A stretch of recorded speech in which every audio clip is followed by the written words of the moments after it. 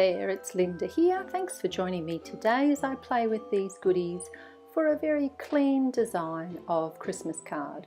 I'm making 4 cards today using the same clean design.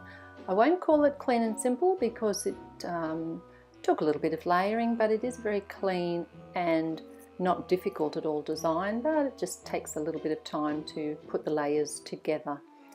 So first of all, I'm inking up my beautiful Peace and Joy stamp from the MFT Handwritten Holiday set because I am going to be heat embossing it in 2 different colours today. First of all, this Recollections Raspberry, which is quite beautiful, sparkly and pinky purple hue, and then I also use a Nuvo glittery embossing powder. It is called Glitter Noir. It's beautiful black embossing powder, but it has lovely glittery flecks in it. So they're the 2 embossing powders I'm using today, and just melting all of the Glitter Noir embossing powder there before I move on to the next step. So I have 2 with the raspberry powder and 2 with the black noir, and because of the heat embossing they're a little bit bent, so I'm just putting a weight with my MISTI and my sticky tape dispenser on top so that they will flatten out a bit. Now I've cut down the first one, that's to about 2/3 of my card front that I've cut it to the size of, and I'm just adding some of the little snowflakes and stars that are in the MFT Handwritten Holiday set. I'm using Versacolour silver, and then for the black heat embossing cards I'm using gold or Delicata gold. So I'm just adding those little fine little details around the sentiment.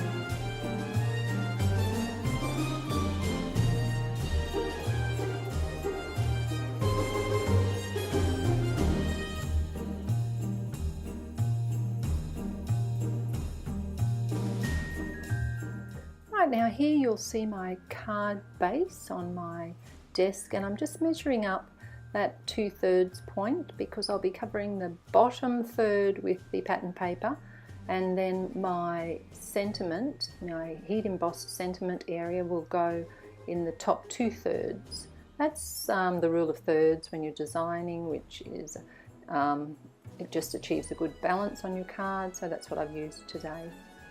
Just adding some pink craft foam on the back of this one and adding the glitter again. I did put the glitter down first and then the pattern paper, and I didn't like there wasn't enough of the glitter, so I'm just adding a piece of the glittered cardstock over the top again so that I'll have a larger piece showing beneath the sentiment.